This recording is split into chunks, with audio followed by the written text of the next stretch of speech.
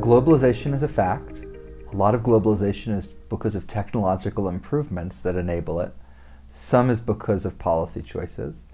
On balance, globalization is good for the working class, but it comes with really big downsides, and we need to do a better job of dealing with those downsides. It's really important to understand that our globalization problem isn't because other countries are unfair to us.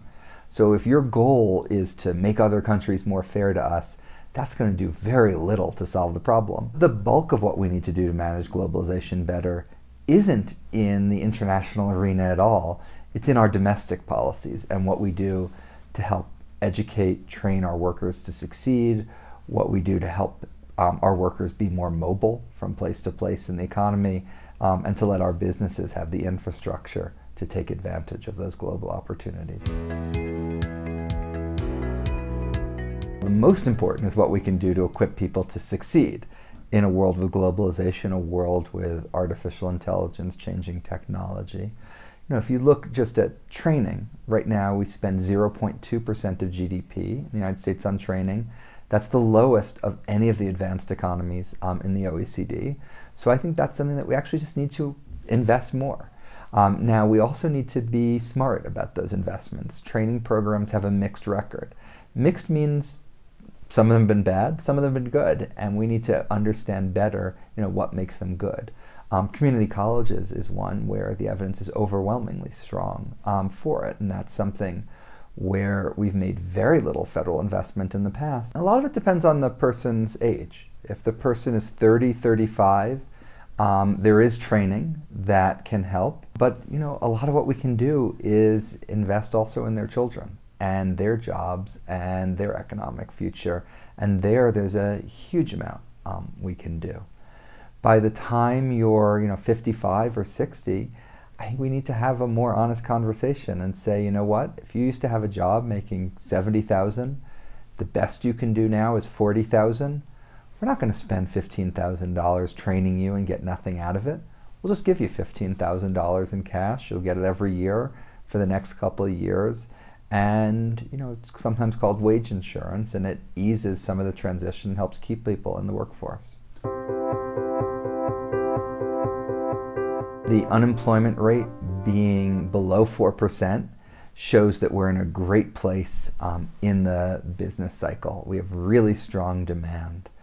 The fact, though, that 12% of men between the age of 25 and 54 aren't working and aren't trying to find a job, that's a really big problem.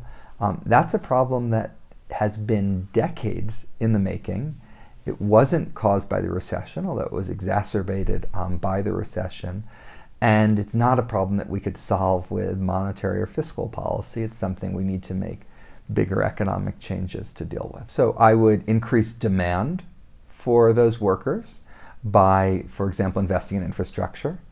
I would make it easier to find a job by doing things like reforming the unemployment insurance program to make it much more of a job placement, even apprenticeship program that puts people into jobs. And education and training, it's not going to work for everyone, but it's going to help for a lot. I think those are 3 steps that we could take. When it comes to women, all those steps would help, but would also be very helped by the United States moving in line with the rest of the world in terms of subsidies for child care, paid leave, more flexible workplaces to enable more women, especially, to work. I think the United States is really good at flexibility in labor markets.